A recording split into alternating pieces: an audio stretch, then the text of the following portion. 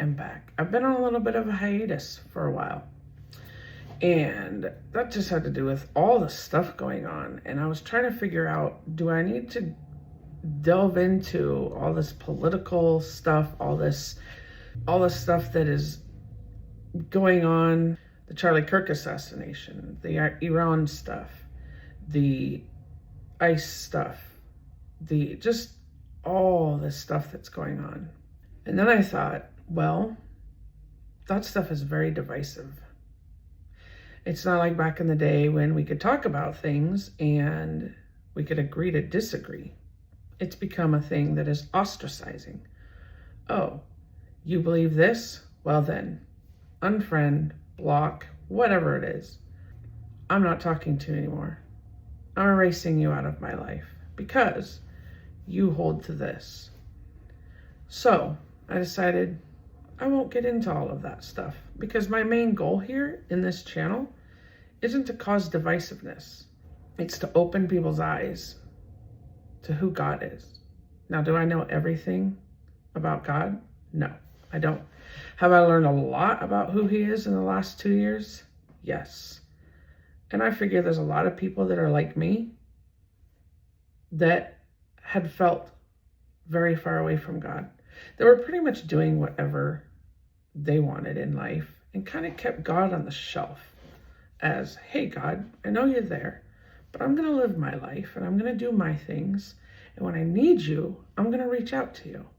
What's interesting, though, is that if you look in the Bible, back in the days of the Israelites, it's kind of what they did.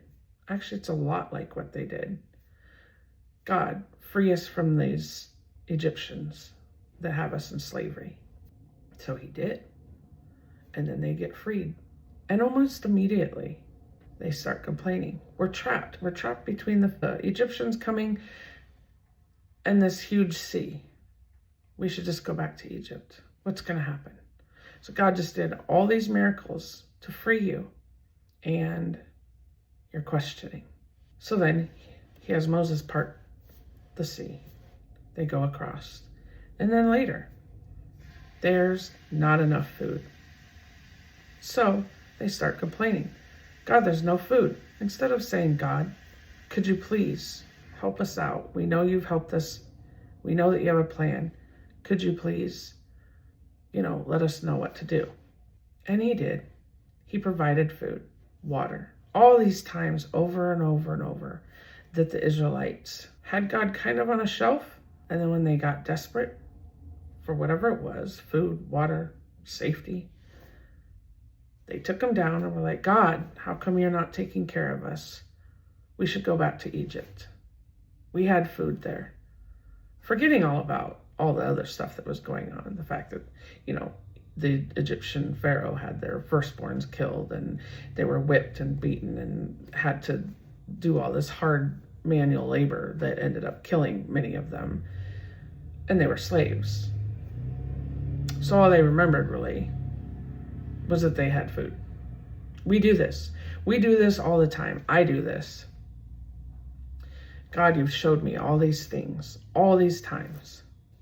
Are you still with me? My point on this is really, who is God?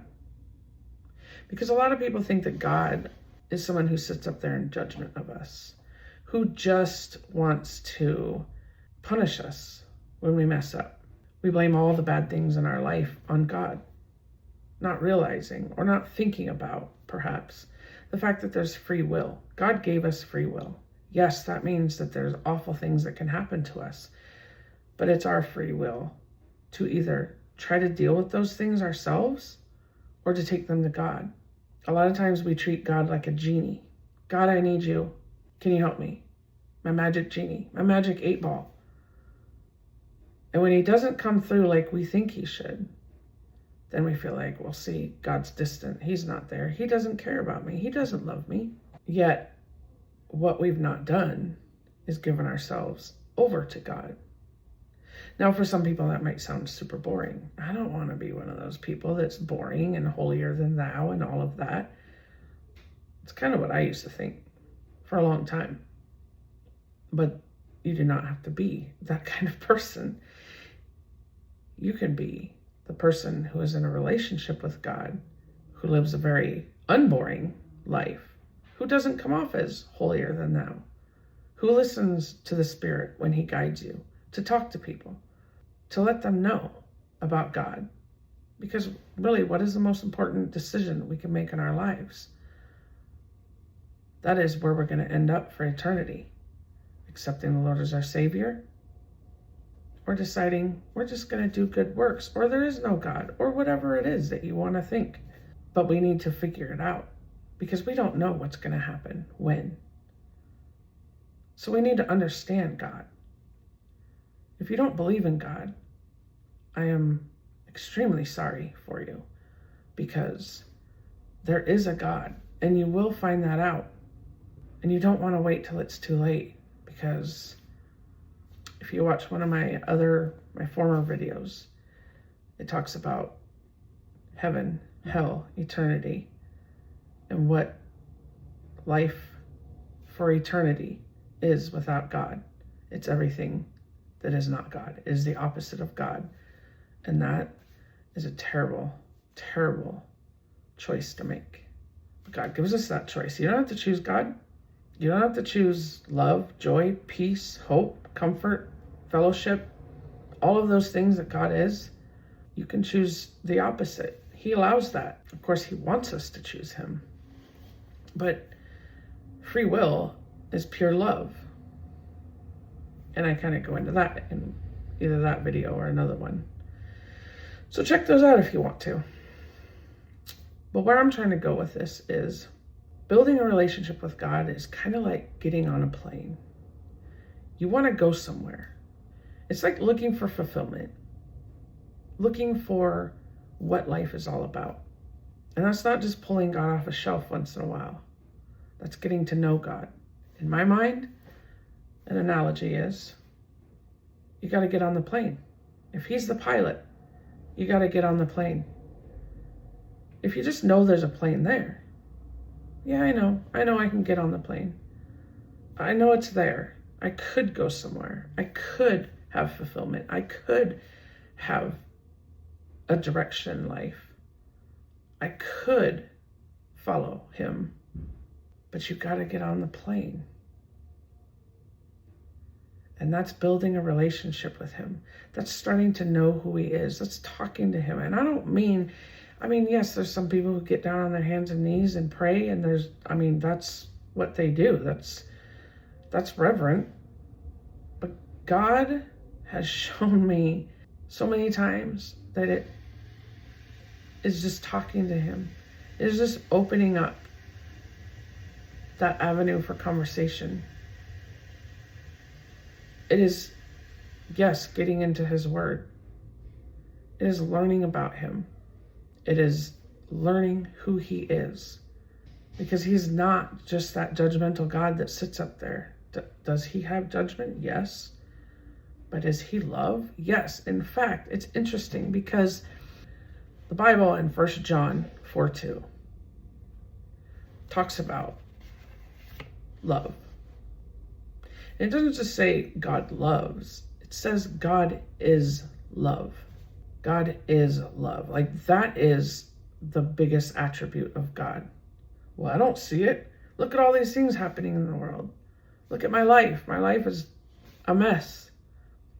How can God be love? Are you on the plane?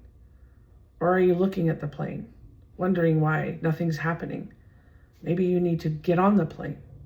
Maybe you need to begin that relationship with God. Delve into who God is. Start to learn his attributes. Start to learn there is a foundation that you can build that brings everything back. It doesn't mean that everything's going to be rosy and wonderful and perfect and you're going to be rich. What it means is that you will have such a better understanding of what's going on, or that he's in control, that he's flying that plane, but that you're right where you need to be, and that you can talk to him. Sometimes it's also, yes, I like analogies, so what can I say? But also, it's like getting in a car. You drive the car. sometimes God needs us to do the things that he wants us to do. Not because he needs people to do stuff and he can't get it done without us. But if we're working on ourselves, there are times when we need to say, okay, God, I'll do what you need me to do. And you get in the car and you start doing the things that he needs you to do, that he knows are so much better for you to do. Again, it goes back to knowing and learning about God. Because if you're not building that relationship, if you're not looking at who he is, then you can't really put the blame on him. Because you don't know. You can't say, well, God let me down. Well, were you really in a relationship with God? Were you really giving things over to him? Were you really working on following him? Because when you follow God, and I know this from personal experience, actually just recent personal experience, he will show you. He will show you in the avenues that you live in on a daily basis. He will show you through things that come up that you're like, oh, wow, I asked God to kind of show me this and he did, and it's amazing. But if you're not on the plane, if you're not driving the car, you won't see the signs. If you're just sitting there looking at the car, you're not going to see the signs. You're not moving. You're like, I don't know where to go. I don't know what to do. Well, get in the car, start driving. Start learning about God. Start looking for those signs. Start trying to figure out, but with God's help, what you're supposed to do. What's supposed to happen. Where you're supposed to go. What fulfillment is going to come into your life, because so many people live their lives without fulfillment. They don't know why they get up every morning. They don't know why they do what they do. They don't know why. Why are they going to a job? Why are they going to do this? Why are they going to do that? If you have no understanding of why you're doing it, and yet there's an answer. So I would just like to encourage anybody that's listening to this to start building that relationship with God. Start talking to him as if he's just sitting there. Because God is not this far away being that just holds us in judgment and waits till we mess up. He really isn't. He is right there waiting for you. It's us that have to reach out. He doesn't force us to. Sometimes he uses things to pull us to realizing that we need him, but he's not going to force you. So yes, I would encourage you guys to start building. And if you're already having a relationship with God, to keep growing that relationship with God, because it is so important. It is where you will get your joy, your peace, your hope, your comfort, love, the love of God, that you will start to understand it, where you will get that fulfillment in life. I hope you guys enjoyed this. If you guys would like and subscribe, it would help get out to more people. I do believe that God will have this get out to those people who need to see it. But hey, I would ask that you guys would do that. That would be a help to me. Am I trying to get rich off this? No, I'm not. I'm just trying to share the things that I have learned in life, because there's so many people out there who are living life without the understanding that there is the creator of the universe who knows how many hairs are on your head, which really isn't that important at all. But he knows that. If he knows that, he must care. And if God is love, well, imagine finding out what God's love is all about and having that fulfillment. Again, thank you guys for listening, and I hope you guys are having an awesome morning, afternoon, or evening, whatever it is for you. And I will see you in the next one.